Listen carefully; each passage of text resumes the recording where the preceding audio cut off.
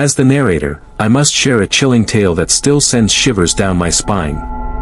It began in a small coastal town, renowned for its breathtaking views and a haunting legend surrounding an old lighthouse perched perilously on a cliff.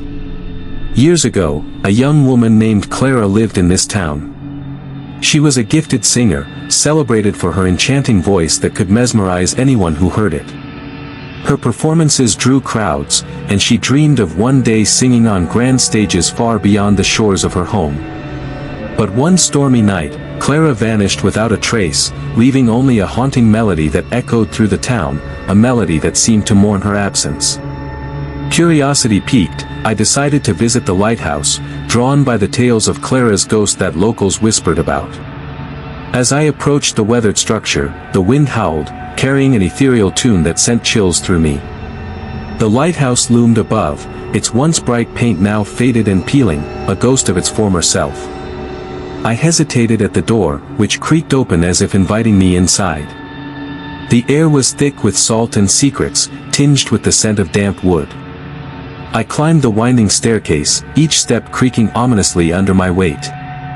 The melody grew louder, a haunting lullaby that seemed to resonate from the very walls, wrapping around me like a shroud. I felt an otherworldly presence, as if Clara herself was guiding me. At the top, I found an old piano, its surface covered in dust and cobwebs. The keys glimmered faintly, beckoning me to play. Compelled by an unseen force, I sat down and began to play the melody that had haunted the town for years. As my fingers danced across the keys, the room filled with an electric energy, and the air crackled with anticipation. Suddenly, the temperature dropped, and I felt a cold breath on my neck.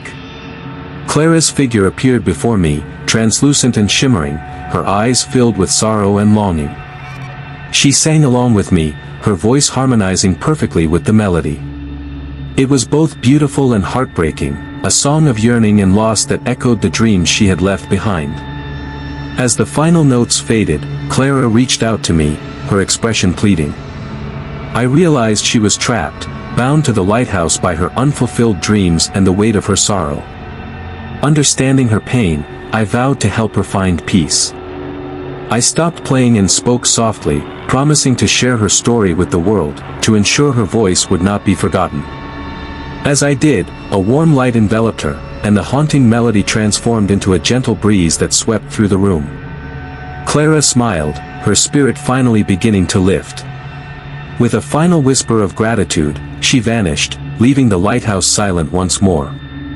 I exited, feeling a weight lift from my heart. The townsfolk had been right, the melody was not just a ghostly echo, it was a cry for help and a story longing to be told.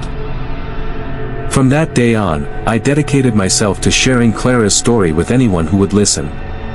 I spoke of her talent, her dreams, and the haunting melody that now graced the town with a sense of hope rather than despair.